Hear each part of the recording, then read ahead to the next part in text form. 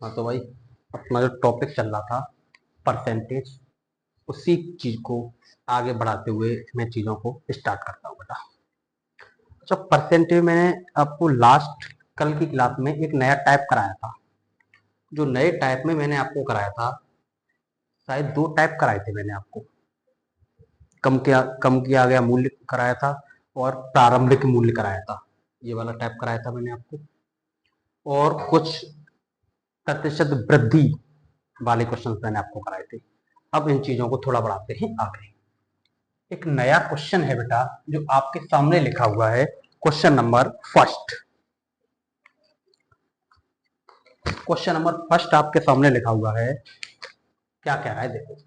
ये आपसे कह रहा है कि यदि एक कॉलेज में 80% विद्यार्थी फुटबॉल खेलते हैं, देखो बेटा, 80% स्टूडेंट क्या खेलते हैं? फुटबॉल। 80% स्टूडेंट क्या खेलते हैं? फुटबॉल। और 60% विद्यार्थी खेलते हैं हॉकी। 60% विद्यार्थी क्या खेलते हैं? हॉकी। तो बताइए कितने प्रतिशत विद्यार्थी दोनों गेम खेलते हैं? अच्छा, एक बात बताओ, हर चीज अपने आप में कितने परसेंट होती है? 100%। 100% में से 80% खेलते हैं फुटबॉल, 60% खेलते हैं हॉकी। अच्छा, टोटल अगर मैं प्रेस करूंगा तो ये हो जाएगा 140%। लेकिन हर चीज होती कितने परसेंट है? 100%। यानी कि इसमें कुछ विद्यार्थी ऐसे होंगे जो फुटबॉल भी खेलते होंगे और हॉकी भी खेलते होंगे। जो विद्यार्थी दोनों गेम में पार्टिसिपेट करते होंगे, वो विद्यार्थी 140% में से 100% अगर आप माइनस करोगे तो 40% विद्यार्थी स्टूडेंट्स ऐसे हैं जो दोनों गेम खेलते हैं। क्लियर है बेटा? नोट करो।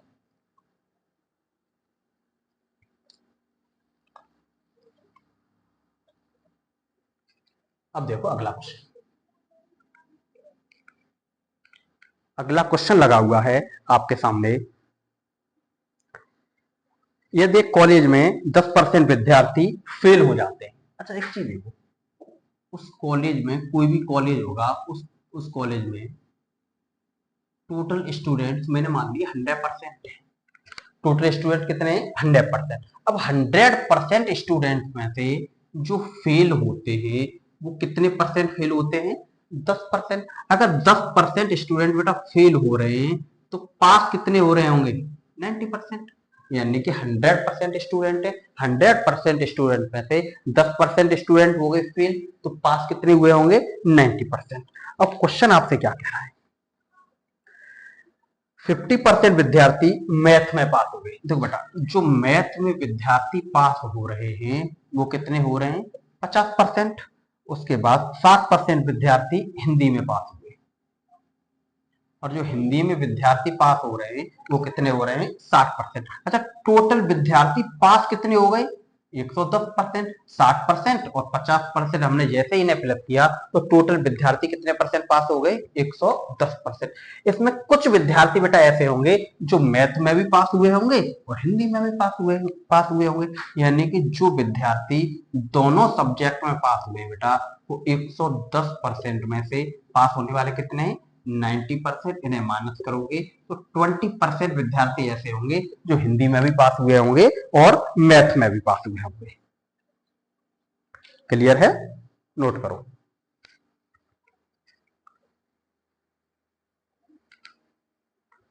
अब अगला क्वेश्चन है आपके सामने।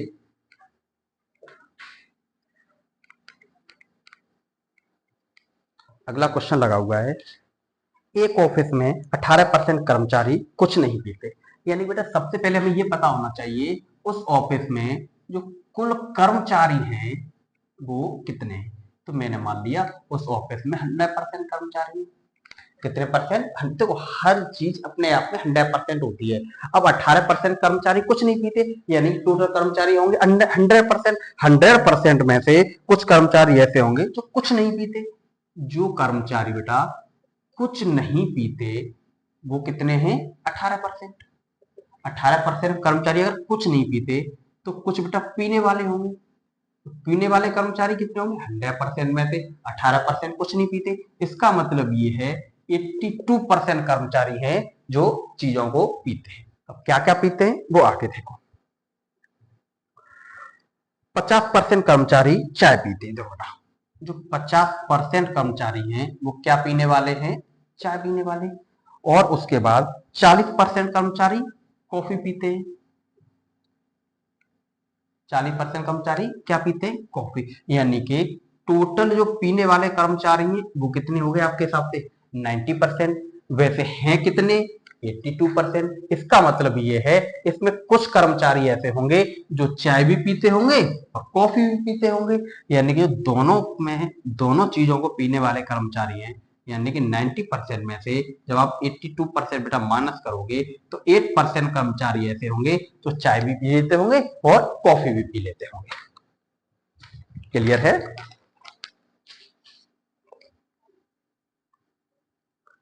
रफ कर दूं? देखो,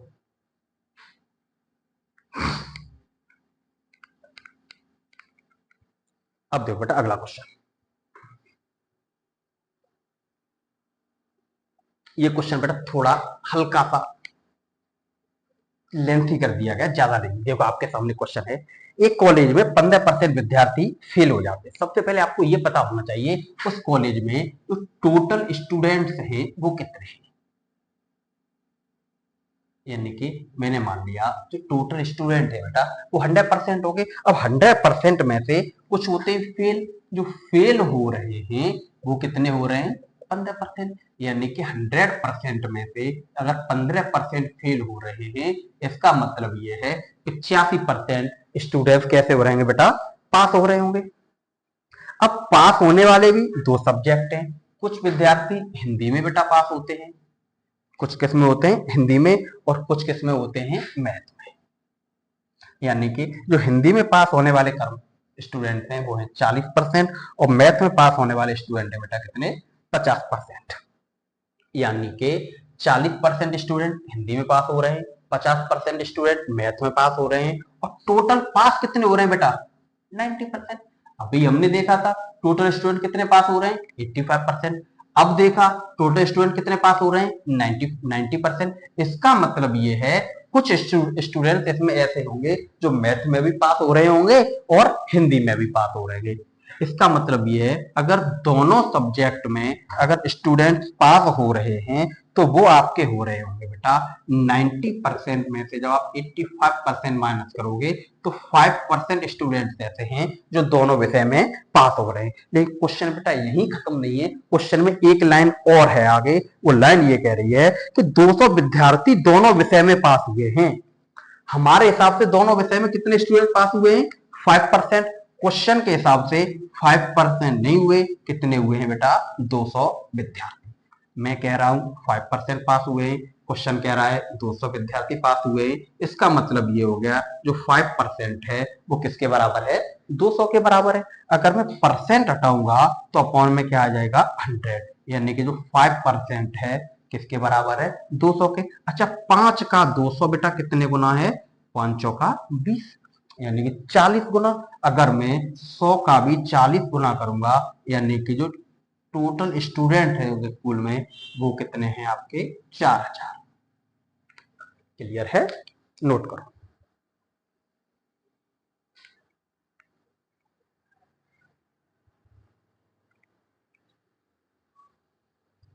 रफ कर दो।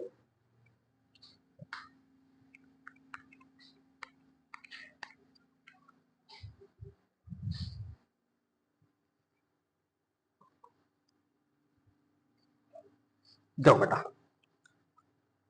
अब है आपका नया टाइप। अब आपका है नया टाइप।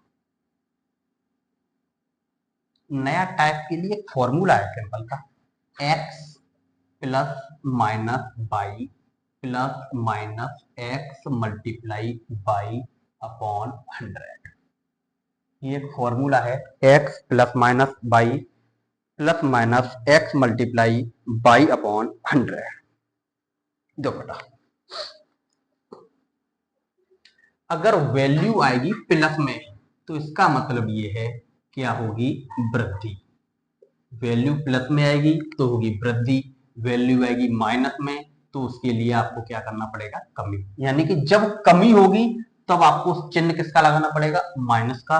जब वृद्धि होगी तो आपको चिन्ह किसका लगाना पड़ेगा बेटा, प्लस का, यानी कि वृद्धि के लिए चिन्ह माइनस का लगाना पड़ेगा और कमी के लिए चिन्ह प्लस का लगाना पड़ेगा।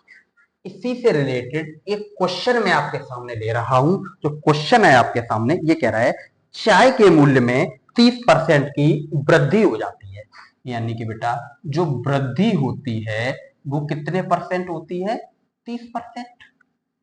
क्लियर है, जब वृद्धि हो रही है इसका मतलब जो 30 के साथ जो चिन्ह आएगा वो किसका आएगा, प्लस का। तो खपत में 20% की कमी हो जाती है। जो कमी हो रही है वो कितने परसेंट की हो रही है, 20% की, यानी कमी के साथ जो बेटा चिन्ह आएगा वो किसका आएगा, माइनस का। वृद्धि के लिए चिन्ह प्लस का, कमी के लिए चिन्ह माइनस का। अब देखो इसे मान लो आप x और इसे मान लो आप y, ठीक है, यानी कि 30 अब हो रही है कमी तो प्लस माइनस में से चिन्ह किसका आएगा, माइनस का, कितना 20। अब देखो बेटा प्लस एक ये प्लस का है और ये माइनस का है, यानी प्लस का मल्टीप्लाई माइनस में करोगे तो चिन्ह किसका रहेगा, माइनस का, यानी कि 30 गुणा 20 बटा में कितना है 100। क्लियर है। अब देखो बेटा 30 में से 20 घटाओ कितना बचेगा, 10 माइनस 2 जीरो से 2 जीरो, 3 दूनी 6, 10 में से 6 गया तो क्या आया 4, यानी कि आपका आंसर आएगा बेटा 4%। क्लियर है। अच्छा इसी क्वेश्चन को, ये है आपका तरीका नंबर फर्स्ट। अब देखो आप तरीका नंबर सेकंड। इस क्वेश्चन को मैं जो अपने हिसाब से कराता हूं वो देखो, मैंने आपको एक चीज बताई है कि जब जब देखो बेटा मैंने आपको बताया था कि हर चीज अपने आप में 100% होती है। कितने परसेंट, 100%। जब वृद्धि होगी तो 100 में क्या होगा, प्लस, और कमी होगी तो 100 में से क्या होगा, माइनस। मैंने आपको ये बात बताई थी। अब ये कह रहा है कि चाय के मूल्य में 30% की वृद्धि होती है। 30% की वृद्धि का मतलब ये हो गया 130%। क्लियर है। और 20% की कमी होती है किसमें, खपत में, और 20% की कमी का मतलब ये हो गया बेटा आपका 80%। यहाँ पर कोई दिक्कत है, यानी कि चाय के मूल्य में 30% की वृद्धि, वृद्धि का मतलब 130%, और खपत में 20% की कमी, और कमी का मतलब ये आपका हो गया बेटा 80%। अब आपको क्या करना है, इसमें लगाना है 10 का भाग, और इसमें भी बेटा आपको लगाना है 10 का भाग। जब इसमें 10 का भाग लगाओगे तो ये क्या आएगा 13, इसमें 10 का भाग लगाओगे तो ये क्या आएगा 8, और इन दोनों का आपस में करना है मल्टीप्लाई। 13 अट्ठे 104, 13 अट्ठे 104 प्रतिशत। अब ये बताओ 104 है वो 100 से कम है या ज्यादा। आप कहोगे सर ज्यादा। अगर ज्यादा है तो कितना ज्यादा है, 4%। अगर बेटा 100 से ज्यादा है तो 4% की होगी वृद्धि। अगर 100 से कम है वो तो क्या हो जाएगी आपकी कमी। क्लियर है। इसे कर लो आप नोट। बहुत अच्छा क्वेश्चन है ये, रफ कर दूं मैं से। देखो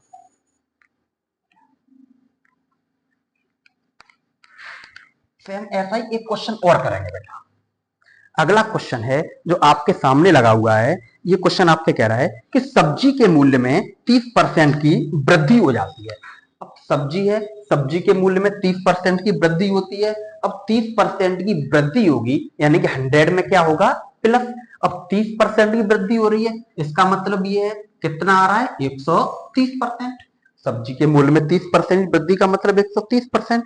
तो खपत में 20% बढ़ जाती है।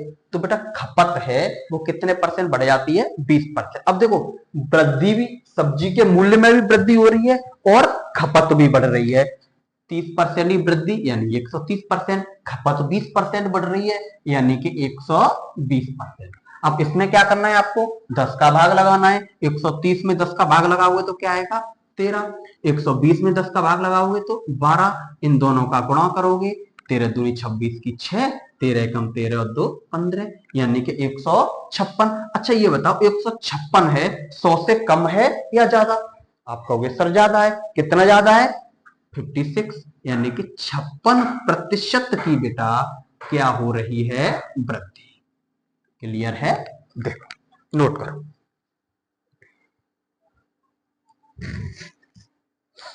तब कर दूं? अगला क्वेश्चन देखो। अब अगला क्वेश्चन जो है वो आपके सामने लगा हुआ है बेटा। ये कह रहा है कि सिनेमा हॉल के टिकट के मूल्य में 40% की वृद्धि हो जाती है। अच्छा, एक सिनेमा हॉल है, उसके टिकट के मूल्य में 40% की वृद्धि होती है। अब 40% की वृद्धि होगी, यानी कि 100 में आपको क्या करना पड़ेगा, प्लस। 100 में 40 प्लस करोगे तो क्या हो जाएगा, 140%। 40% की वृद्धि का मतलब ये हो जाएगा 140%। और उसके बाद जिसमें दर्शकों की संख्या 20% घट जाती है। तो बेटा, जब सिनेमा हॉल की टिकट का मूल्य बढ़ेगा, यानी कि आने वाले दर्शक होंगे, उनकी संख्या क्या हो जाएगी, कम। और कम कितनी परसेंट हो रही है, 20%। और 20% की कमी का मतलब हो गया बेटा 80%। 140 में 10 का भाग लगाओगे 14, 80 में 10 का भाग लगाओगे 8, दोनों का क्या करोगे, गुणा। जैसे ही आप दोनों का गुणा करोगे तो ये आपका आंसर आ जाएगा 14 अट्ठे 112। कितना आ गया, 14 अट्ठे 112। अच्छा ये बताओ, 112 है वो 100 से कम है या ज्यादा है? आप कहोगे सर ज्यादा है। कितना ज्यादा है, 12। तो 12% की क्या हो गई, वृद्धि। क्लियर है? नोट करो।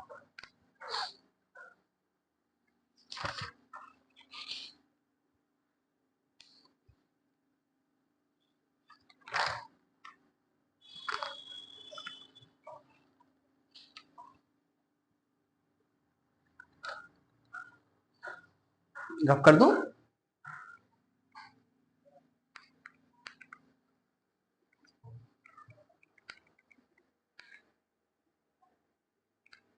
अब देखो बेटा, अगला क्वेश्चन है आपके सामने। ये क्वेश्चन आपसे कह रहा है कि एक आयत की लंबाई को 20% बढ़ा दिया जाए। देखो बेटा, अब लंबाई को आपको 20% बढ़ाना है। अब 20% बढ़ाने का मतलब ये हो गया 120%। क्या बढ़ाइए, लंबाई 20% बढ़ा दी तो 120%। क्लियर बेटा? उसके बाद चौड़ाई को 10% बढ़ा दिया जाए, यानी चौड़ाई है, इसे 10% बढ़ाओगे तो क्या हो जाएगी, 110%। क्लियर है? लंबाई को 20% बढ़ाया जाए तो 120%, चौड़ाई को 10% बढ़ाया जाए तो 110%। अच्छा, हम 10 का भाग लगाएंगे तो क्या हो जाएगा, 12। इसमें 10 का भाग लगाएंगे तो क्या हो जाएगा बेटा, 11। 10 का भाग लगाएंगे 12, 10 और 10 का भाग लगाएंगे 11। जब इन दोनों का मल्टीप्लाई करेंगे तो 12 एकम 12 की 2, 12 एकम 12 और 1 13। क्लियर है? यानी कि ये बताओ, ये 100 से कम हो रहा है या ज्यादा? आप कहोगे सर ज्यादा। कितना ज्यादा है, 32। तो 32% की क्या हो जाएगी, आपकी वृद्धि। क्लियर है? नोट करो। आज के लिए बेटा मैं इसमें इतना ही रखूंगा, बाकी चीजें नेक्स्ट पार्ट में करते हैं। ठीक है, धन्यवाद।